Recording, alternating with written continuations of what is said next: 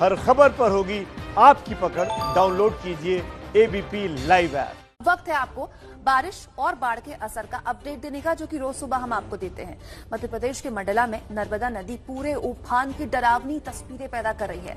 नर्मदा खतरे के निशान के ऊपर बह रही है और उसने कई इलाकों को अपनी चपेट में ले लिया है।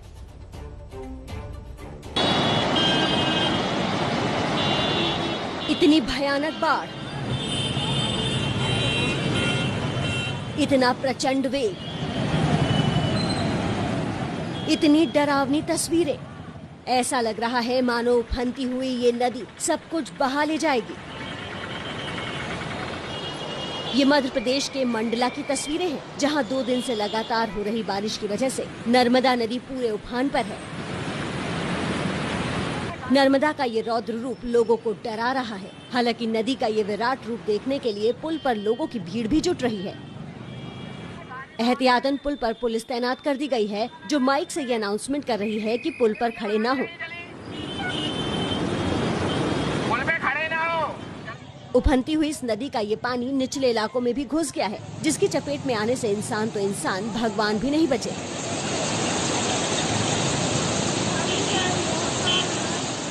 देखिए, मंडला में नर्मदा ने किनारे पर बने मंदिरों को भी डुबो दिया है। यही नहीं, रिहायशी इलाकों में बने मंदिरों के भीतर से भी पानी बह रहा है।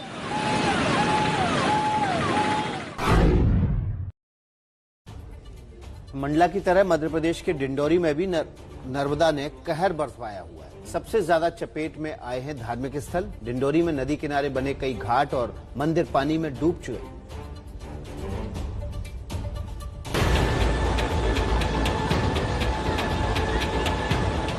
आस्था के दर डूबे हुए हैं, आराधना के स्थल डूबे हुए हैं।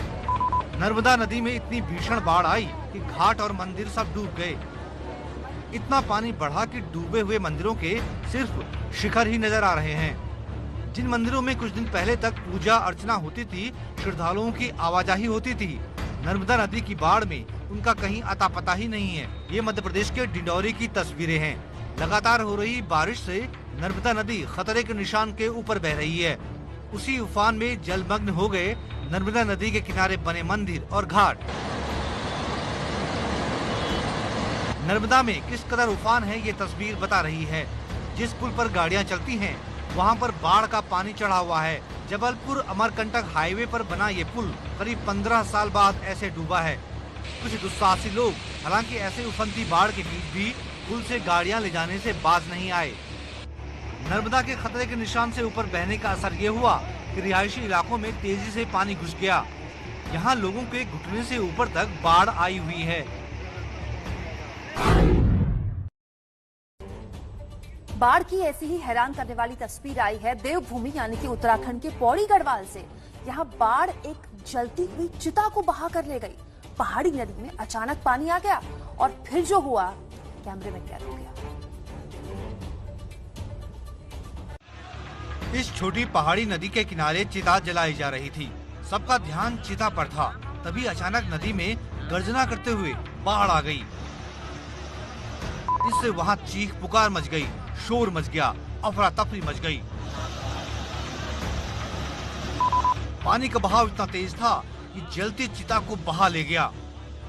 देखते ही देखते चिता बहने लगी। दाह संस्कार में शामिल लोग इधर उधर भागने लगे।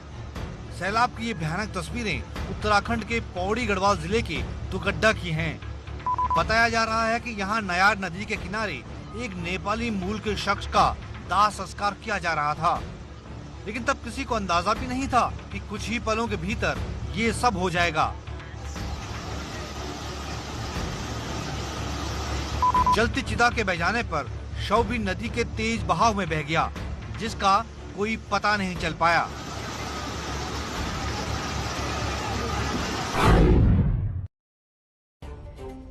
तो हमारे सिस्टम पर अब सवाल उठाती खबर आप समझिए। हमारे शहरों में जल निकासी कैसी है, कैसे इंतजाम है, इसका पता चलता है बारिश के मौसम में। जैसे मध्य प्रदेश के जबलपुर में हुआ, यहाँ बारिश के बाद कई रिहायशी इलाकों में बाढ़ जैसी हालात पैदा हो गए। यकीन मानिए, ये नाला नहीं सड़क है, बस्ती के बीचों बीच से गुजरती हुई सड़क। लेकिन भारी बारिश के बाद सड़क का कहीं अता पता नहीं चल रहा है। गलियों में इतना पानी आया कि घरों और दुकानों में घुस गया। ये देखिए, इस गंदले मटमैले पानी ने इस घर के क्या हाल कर दिए। यहाँ 2 से 3 फीट पानी भर गया। घर वालों ने इसी पानी के बीच टीवी देखकर रात गुजारी।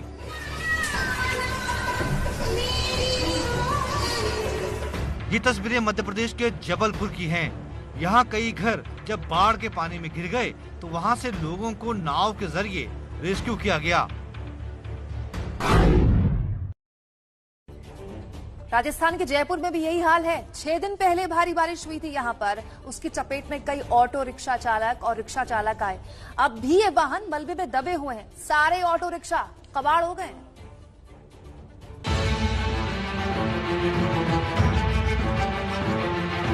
ऑटो रिक्शा मलबे में दबे हैं। ई रिक्शा मलबे में दबे हैं।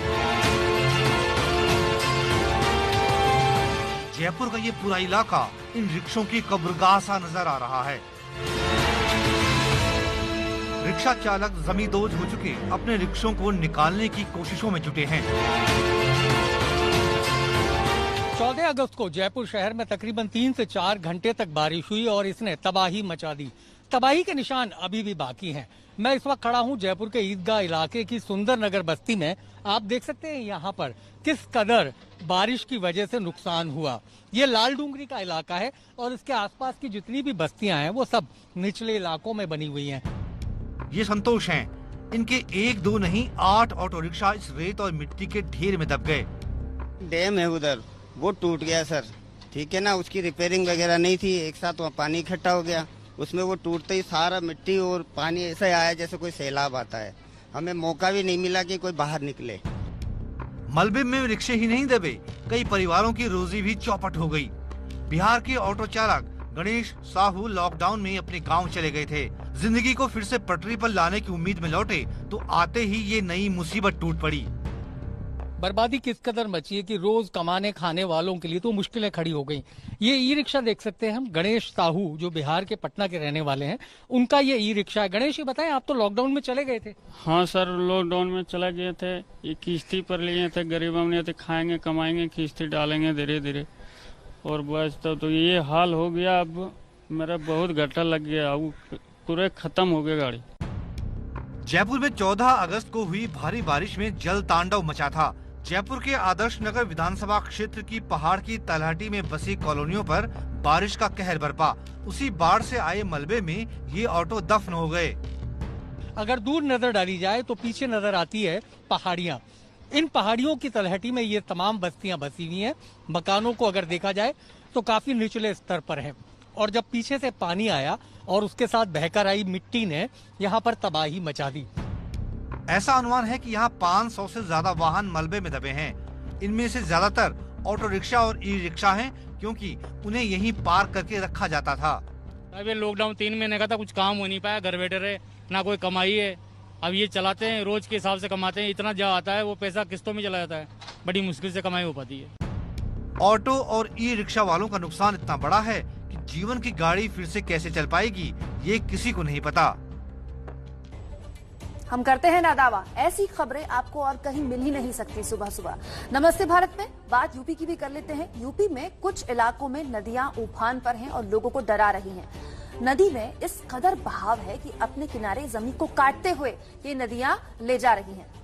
ये आपको 2 तस्वीरें हम दिखा रहे हैं। ये तस्वीरें आपको यूपी में लखीमपुर खीरी और अंबेडकर नगर यूपी की हैं, जहां पर नदियां पूरे उफान पर हैं और जमीन को किनारे से लगातार काटती हुई चली जा रही है। लखीमपुर खीरी में शारदा नदी की बाढ़ ने जिले को 3 तहसीलों में हड़कंप मचा दिया। नदी किनारे की जमीन में तेजी से कटाव हो रहा है। वहीं अंबेडकर नगर में सरयू नदी उफान पर है और अपने किनारों की जमीन को काटती हुई आगे बढ़ रही है। अंबेडकर नगर में बाढ़ का सबसे ज्यादा असर टांडा इलाके में हुआ है। यहाँ पर किनारे लगातार सरयू नदी काटती हुई आगे बढ़ती जा रही है। अब देखिए 2 तस्वीरें उत्तर प्रदेश के 2 अलग अलग जिलों की, लेकिन बिल्कुल सूरत एक जैसी है। तेज बहाव नदी का इस कदर की जमीन को अपने साथ काटते हुए ले जा रही है ये नदी। 2 तस्वीरें आप इस वक्त स्क्रीन पर देख रहे हैं, किस तरह से 2 नदियों ने 2 अलग अलग जिलों में जबरदस्त। यूपी का बाराबंकी भी उन जिलों में शामिल है जहां बाढ़ का सबसे ज्यादा असर है। सरयू नदी ने यहां गांव के गांव डुबो दिए। एबीपी न्यूज की टीम ने ऐसे ही कुछ इलाकों की एहतियात बिल्कुल वहां जाकर वहां लापरवाही ने, बाढ़ ने जो संकट बढ़ाया उसकी जानकारी ली। रिपोर्ट है। पानी में डूबा ये मील का पत्थर यूपी के बाराबंकी के इस माझा रायपुर गांव की पहचान रहा है, लेकिन बाढ़ में ऐसा डूबा कि गांव की पहचान ही डूब गई। यहाँ ऐसा कोई घर, ऐसी कोई झोपड़ी नहीं बची जो कि बाढ़ में न डूबी हो। माइलस्टोन को देखिए और यहाँ पर माझा रायपुर लिखा हुआ देखिए, यही इस गांव की सच्चाई है, क्योंकि ये पूरा गांव इस वक्त इसी तरीके से पानी में डूबा हुआ है। हर तरफ पानी ही पानी है, परेशानी ही परेशानी है, लेकिन यहाँ अगर कोई मौजूद नहीं है तो वो है सरकारी और प्रशासनिक अमले। पूरा गांव सरयू नदी की बाढ़ की चपेट में है।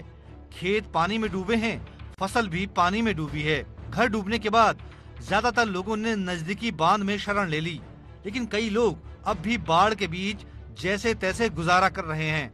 के पानी में गैस सिलेंडर रखा है, अंदर चूल्हा रखा है, एक चारपाई है और इसी तिरपाल के नीचे बीते करीब 1 महीने से ये जो दंपत्ति है रह रहे हैं और इसी तरह इनकी जिंदगी चल रही है, क्योंकि कोई इनके पास विकल्प नहीं है कि आखिर जाएं तो जाएं कहाँ। पीने का पानी तक नहीं है।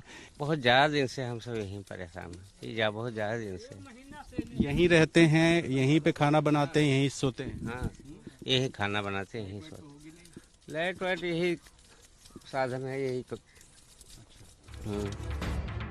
बाराबंकी के इस गांव पर संकट की वजह सरकारी लापरवाही है।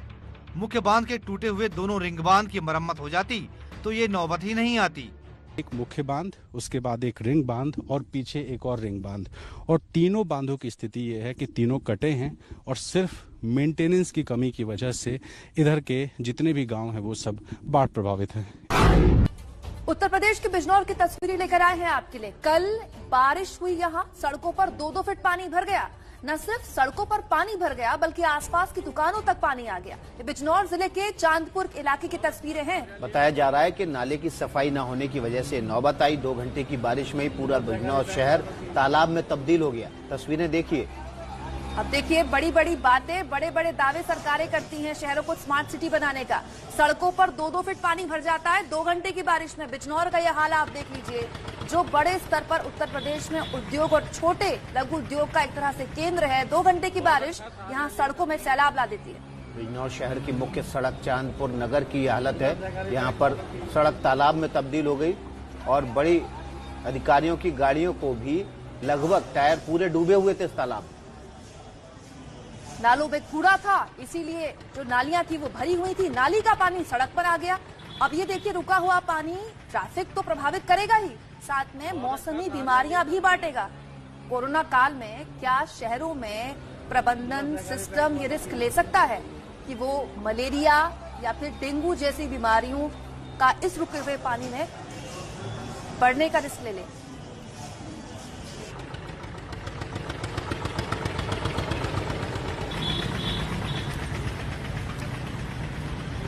बहुत अच्छा कार्यालय कर रही है। उत्तर प्रदेश के बिजनौर के बाद अब उत्तराखंड के मसूरी चलते हैं। पहाड़ों की रानी कहा जाता है मसूरी को, और इस वक्त वहां पर घना कोहरा छाया हुआ है। तस्वीरें आपको दिखाते हैं। ये तस्वीरें आपका दिल को, मन को खुश कर देंगी। बारिश के मौसम में भी यहाँ मौसम खुशनुमा बना हुआ है। इन तस्वीरों को देखकर आप अपने शहर में बैठकर अगर इन तस्वीरों को देख रहे हैं तो समझेंगे कि पहाड़ में सबसे खूबसूरत मौसम जब होता है वो होता है बारिश का, क्योंकि बारिश में ही वहां कोहरा होता है। लेकिन पहाड़ी ही जानता है, स्थानीय ही जानता है कि ये खूबसूरती दूसरों को तो लुभाती है, लेकिन थोड़ा थोड़ा जो लैंडस्लाइड होता है, जो पेड़ गिरते हैं जिससे घरों को नुकसान पहुंचता है, ये स्थानीय निवासी झेलता है।